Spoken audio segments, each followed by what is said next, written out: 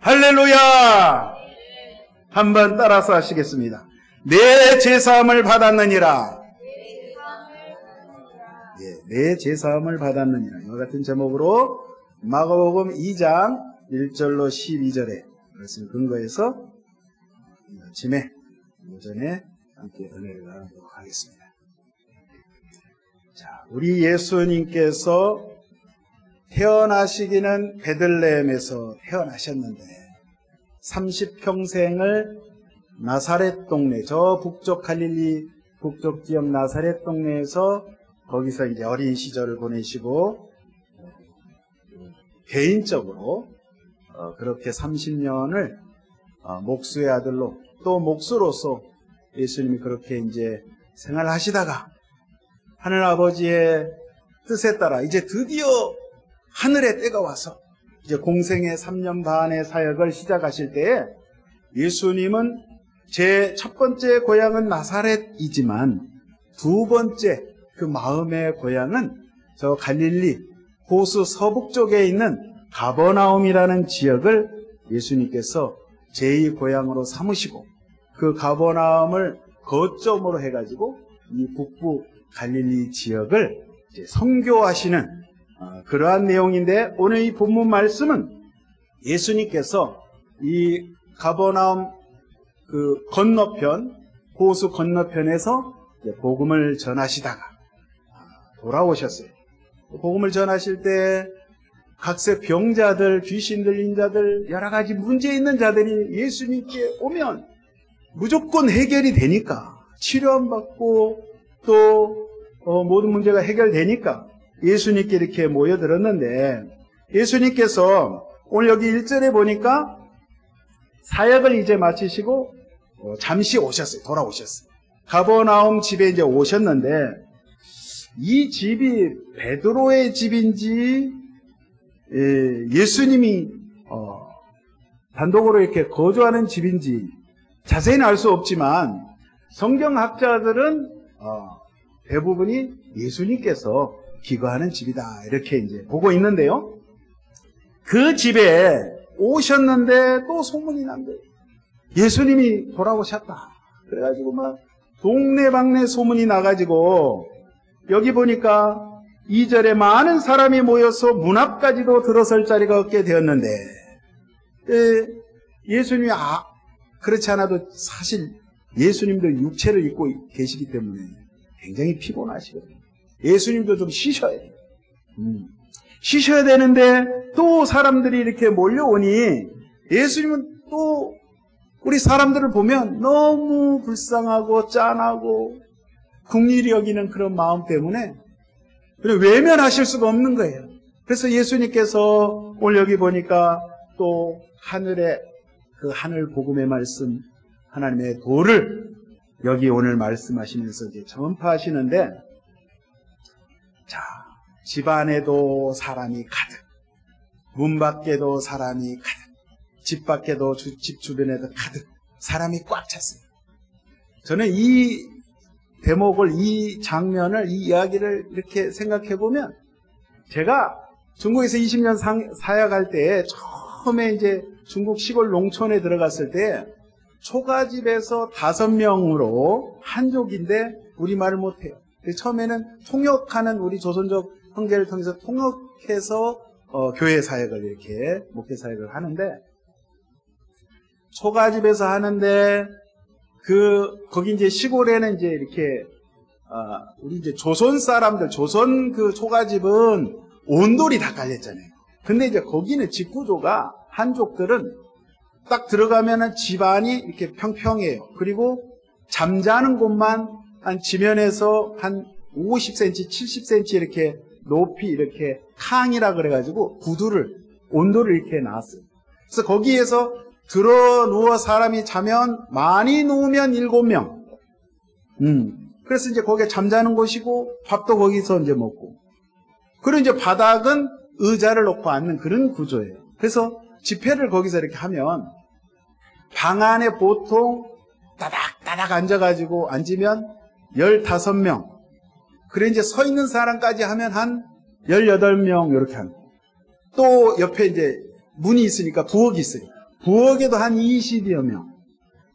그 이제 또 창벽을 또 뜯어가지고 바깥에서도 이제 그 말씀을 들을 수 있도록 바깥에서도 이렇게 예배를 드려요. 그래서 한 70명에서 80명이 동시에 그 초가집에서 한 1년 동안 예배를 그렇게 드렸는데, 이후에 이제 부흥해가지고 기아집으로 옮겨서 기아집을 사고 벽을 다 터가지고 예배당을 만들고, 그리고 이제 그런 식으로 이제 사역을 했는데, 예수님이 오늘 여기 딱 가버나움에서 이 말씀을 증거하시는 이 장면에 저는 그 중국에서 그 사역이 이렇게 늘 떠올라요. 초창기 때 그 사역이.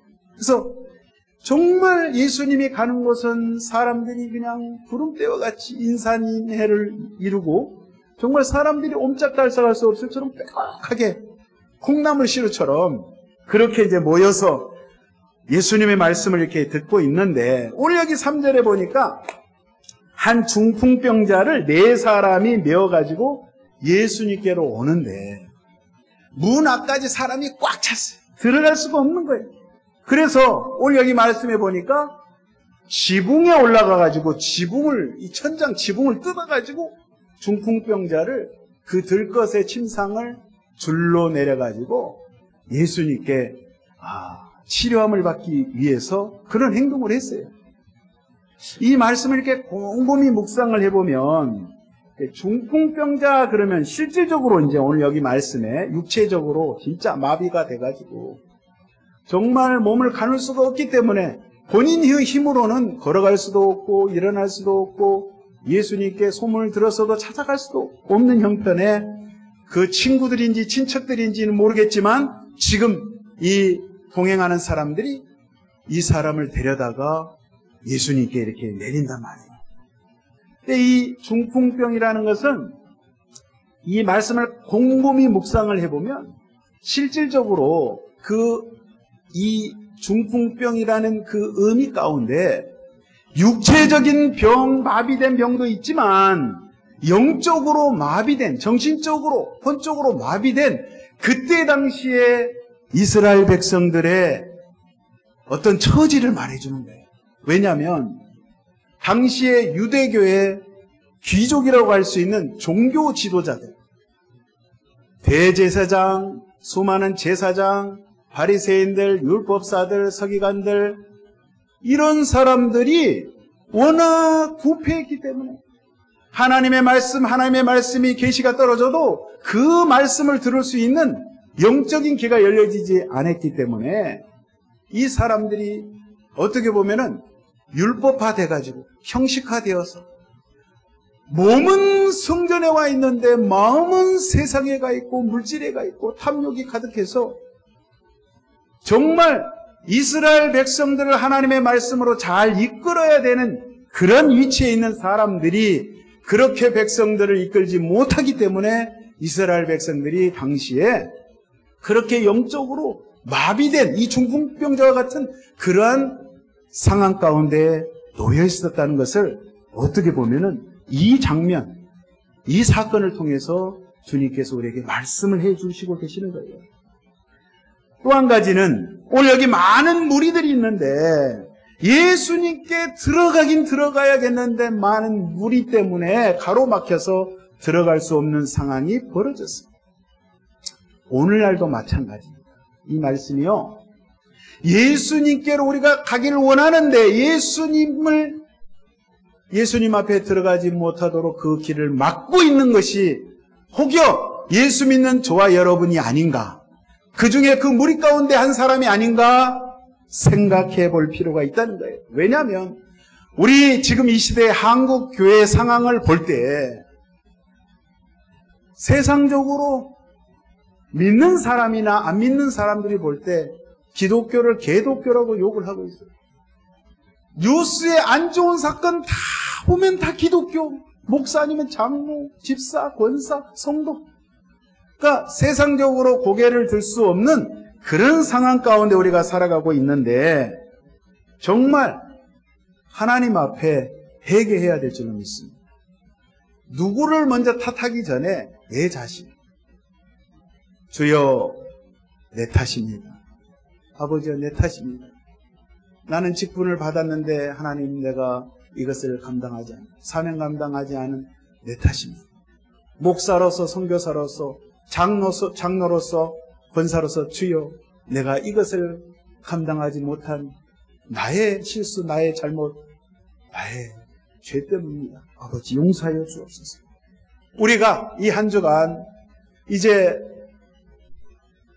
예수님께서 순환을 당하신 이 기간 사순절을 맞이해서 우리가 두 번째 주간으로 우리가 접어드는데요. 고난당하신 그 예수님을 생각하면서 정말 우리의 신앙을 다시 한번 점검해야 될 줄로 믿습니다. 자, 오늘 여기 보니까 중풍병자를 친구들이 포기하지 않고, 자, 건물 옆에 있는 아마 이스라엘 이 집구조는 우리 한국이나 중국의 이 동양적인 그런 가옥 구조가 아니고 이 정방형으로 되어 있어서 지붕이 평평하게 되어 있는 그런 집구조예요, 이스라엘이. 그래서 당시에는 그래도 이거 천장을 구멍을 뚫을 수 있을 만큼 그렇게 좀 허술하다 그럴까? 간단하게 지어진 그런 집구조인 것 같아요. 그래서 이 친구들이 어찌 됐든지 간에 이 중풍병자 이 친구를 살려야 되기 때문에 그 세상의 지붕을 뜯어가지고 그 침상을 내리는데, 여러분 지금 방 안에서, 집 안에서는 예수님이 그 많은 사람들 앞에 하늘 말씀을 증거하시고 계시는데 한번 상상해 보세요. 저 천장에서 쿵쿵쿵 소리가 나고 막 흙먼지가 떨어지고 막 요란한 소리가 나고 그런 상황 가운데 어쨌든 구멍을 내서 이제 그 친구를 침상을 내리고 있는데 예수님께서 이 광경을 보시고 이 말씀을 하시잖아요. 그들의 믿음을 보시고 중풍병자에게 이르시되 작은 자여 내 죄사함을 받았느니라. 오늘의 핵심이 이 말씀이에요. 자, 이 중풍병자는 다른 것보다도 왜 병이 들었는가? 병이 들은 원인을 예수님께서 아주 정확히 말씀을 하시는 거예요. 중풍병자의 병의 원인이 바로 죄라는 거예요, 죄. 예수님이 네 죄 사함을 받았느니라 했을 때 그의 병이 치료함을 받았다는 사실이에요. 물론 여기에 보면 친구들의 믿음을 보시고 고쳐주셨다. 그러니까 누구의 믿음인 거는 구체적으로 알 수는 없어요. 근데 가만히 생각해 보세요. 나는 그렇게 회개하고 내가 주님 앞에 간구하지 않았는데, 내가 주님 앞에 그렇게 신앙 고백도 하지 않았는데 내 아버지 때문에, 내 친구 때문에 내가 구원받는다는 것은 사실 우리 정통적인 우리 구원론하고는 맞지 않거든요. 그러니까 오늘 여기 말씀의 핵심은 뭐냐면 친구들의 믿음이 아니라 그 친구들의 믿음을 주님께서 판단하시고 주님께서 그렇게 행하셨는데 바로 친구들이 굉장히 절박한 거예요. 너무너무 다급한 거예요. 이 친구는 수년 동안 이 중증을 앓고 있는 이 친구가, 여러분 생각해 보세요. 때로는 좋은 약도 썼을 것이고 병원에 찾아가서 의원의 그 진료도 받았을 것이고 아무리 노력을 해도 애를 써도 다 모든 것이 소용이 없었어요. 그래서 오늘 예수님이 다시 오셨다는 소문을 듣고 이 친구를 침상채 들고 왔었을 때에, 자, 예수님께서 이 죄사함에 대해서 오늘 말씀을 하시는데 6절에 한번 보시겠습니다. 어떤 서기관들이 거기 앉아서 마음에 생각하기를 이 사람이 어찌 이렇게 말하는가 신성모독이로다. 오직 하나님 한 분 외에는 누가 능히 죄를 사하겠는가. 자, 오늘 말씀의 가장 중요한 포인트가 바로 이거예요. 자, 이 서기관들 중에는 우리가 누가복음 5장에 보면 똑같은 말씀이 있고 마태복음 9장에도 똑같은 사건, 이 세 사건을 오늘 여기에 이제 기록하고 있는데, 거기에 보면 이 서기관들 중에는 또 같이 바리새인들도 있었고 다른 율법사들도 같이 있었다. 그 마음에 예수님을 힐난하고 비난하면서 하는 이야기는 사실 틀린 이야기는 아니에요. 사람의 죄를 사할 수 있는 것은 오직 야훼 하나님, 여호와 하나님 그 한 분밖에 없는데 어찌 저자가 죄를 사할 수 있는, 감히 하나님만이 할 수 있는 그 엄청난 말을 하는가? 옛날 성경에 참남하도다 그랬어요. 하나님의 이름을 모독하고 하나님을 어떻게 보면 우습게 하는 신성 모독을 하고 있는데, 그러니까 사실은 맞는 말이거든요. 이들의 고백이 맞는 말인데 예수님을 몰라본 거예요. 자, 예수님께서 이 중풍병자를 죄를 이제 용서하시는데, 사실 죄를 용서하는 거는 말로 예수님이 네가 죄 사함을 받았느니라 했을 때 표시가 안 나잖아요. 표시가 나려면 뭔가 보여져야 돼. 저 사람들은 눈에 보여지는 것을 굉장히 좋아해. 부러진 팔이 정말 펴지든지 붓든지, 장님이 확 눈을 뜨든지, 안진뱅이가 벌떡 일어나든지 뭔가 보여지는 게 확 있어야 되는데, 이 죄의 사함을 받았는지 안 받았는지 그거 어떻게 알겠어요? 그래서 예수님께서 그 눈에 보이는 이적으로, 표적으로 확실하게 보여주시는 것이 이 중풍병자가 벌떡 일어나서 정상이 돼서 걸어가게 하시는 것을 주님이 그 증표로 입증해 주시는 것입니다. 아시겠죠? 그래서 예수님께서 이제 그것을 네 죄사함을 받았느니라 말씀하시니까, 자, 네 침상을 들고 가라 그 말씀하십니다. 이 중풍병자가, 이 중풍병자는 정말 땡 잡은 거야. 너무 좋은 거야. 할렐루야. 아니, 이 사람이 무슨 노력을 했습니까? 평생 막 누워 있었으니까. 손가락 하나 까딱 못하는 사람인데 거기 친구들이 데려다 놓고, 예수님께서 소자야, 이 작은 자야, 너의 죄사함을 받았느니라. 예수님의 일방적인 그러한 은혜 때문에 이 사람이 죄 용서함 받은 것이 그 침상을 들고 이제 그것을 나가게 됐을 때 정말 많은 사람들이 보고 깜짝 놀란 거예요.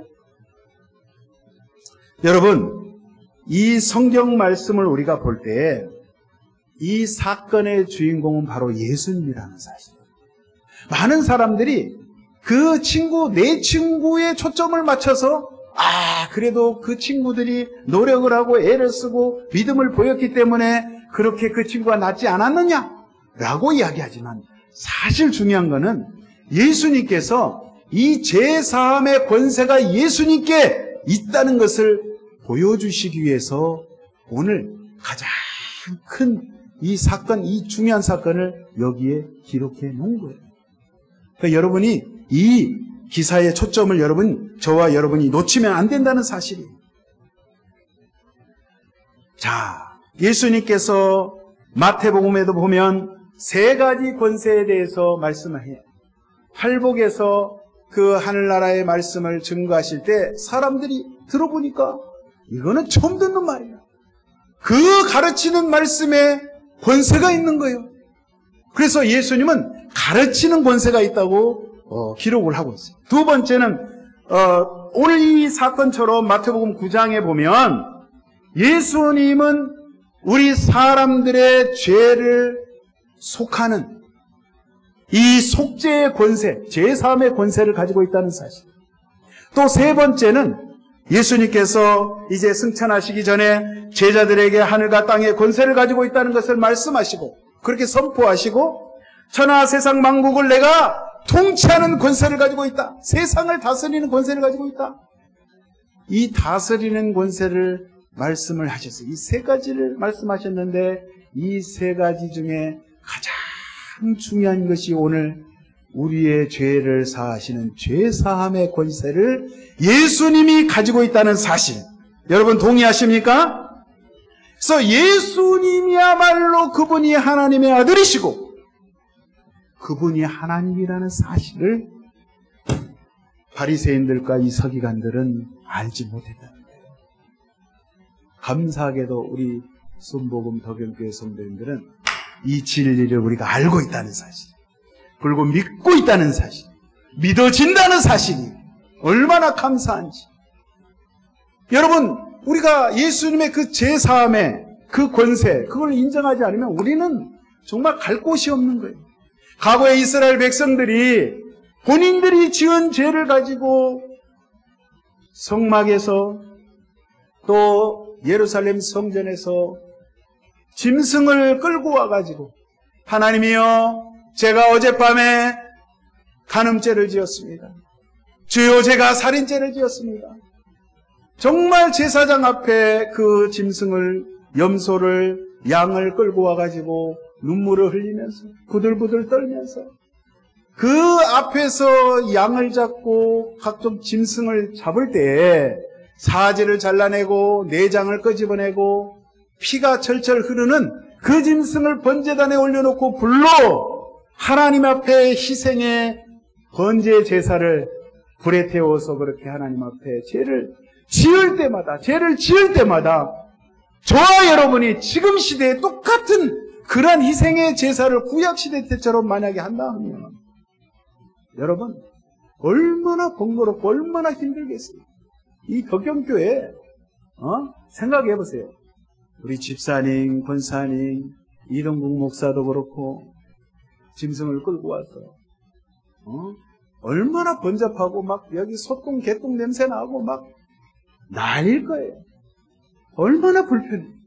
그런데 우리 예수님께서 저 갈보리 십자가상에서 단번에 그냥 한 번에 끝내주신 거예요.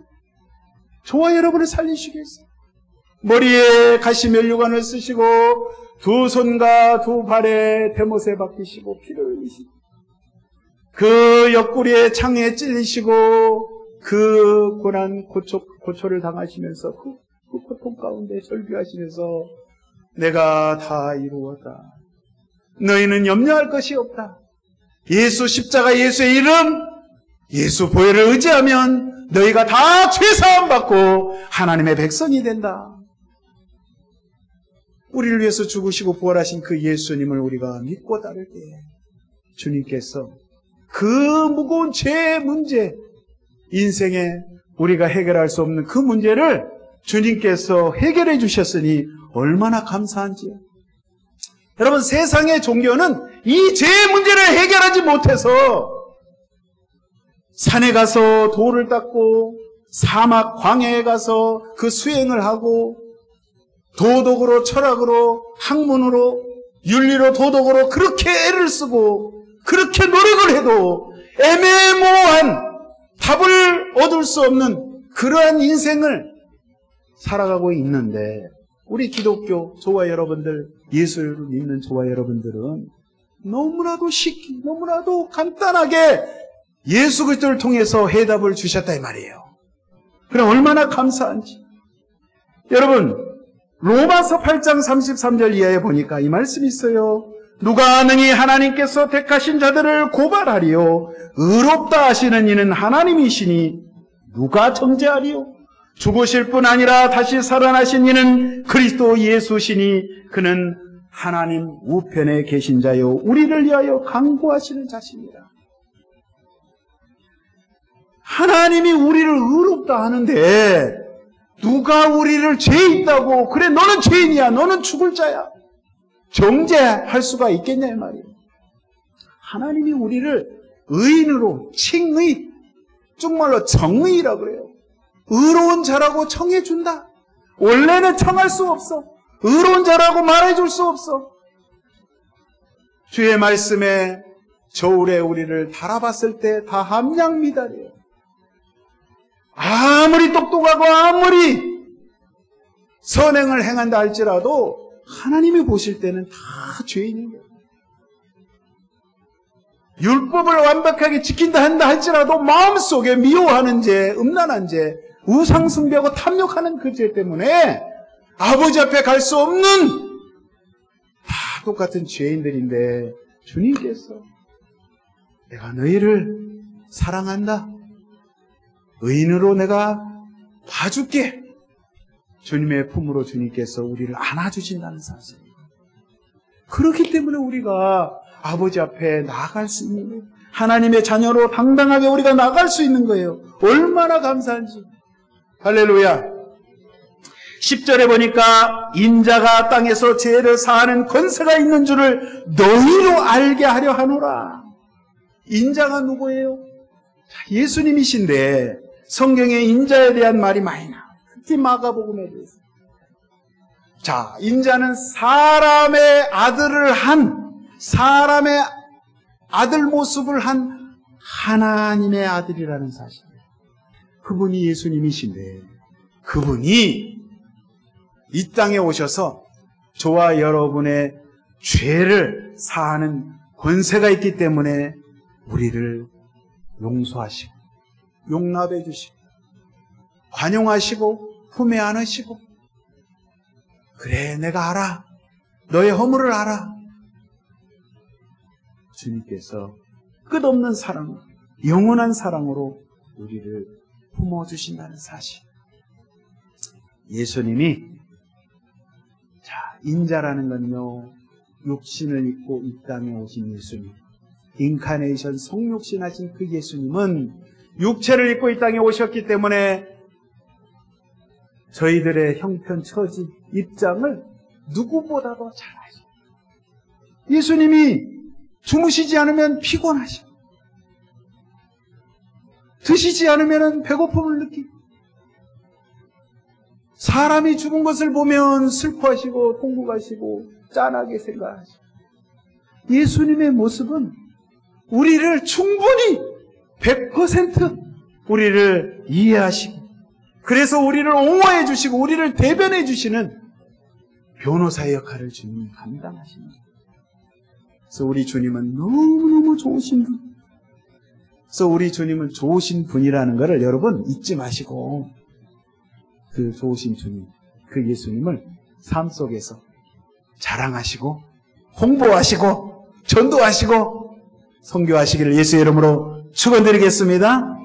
그래서 우리 예수 그리스도 예수님의 이름에는 능력이 있고 예수님의 십자가의 보혈에는 능력이 있기 때문에 우리의 그 보혈과 그 이름 거룩하신 이름을 의지해 나갈 때에 우리가 죄의 용서함을 받고 하나님의 백성 되어서 우리가 이 땅을 정말 어깨를 딱 펴고 자존감을 가지고 나는 하나님의 자녀야, 하나님의 아들이야, 딸이야, 할렐루야, 그렇게 고백하시기를 바랍니다.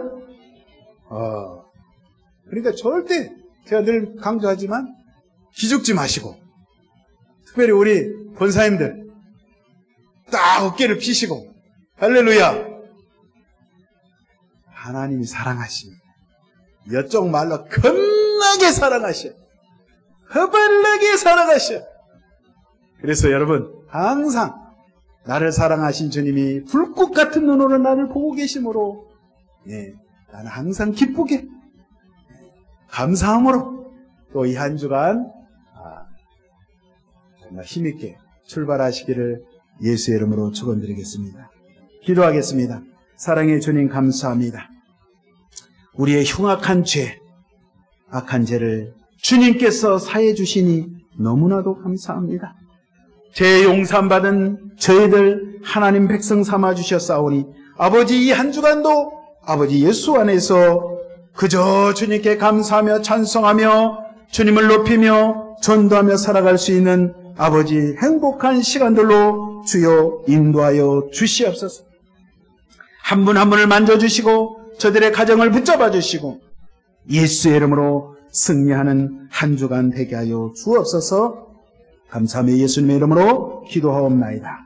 우리 한 3분간 통성으로 기도하실 텐데 이제 사순절 두 번째 주간이 시작됩니다.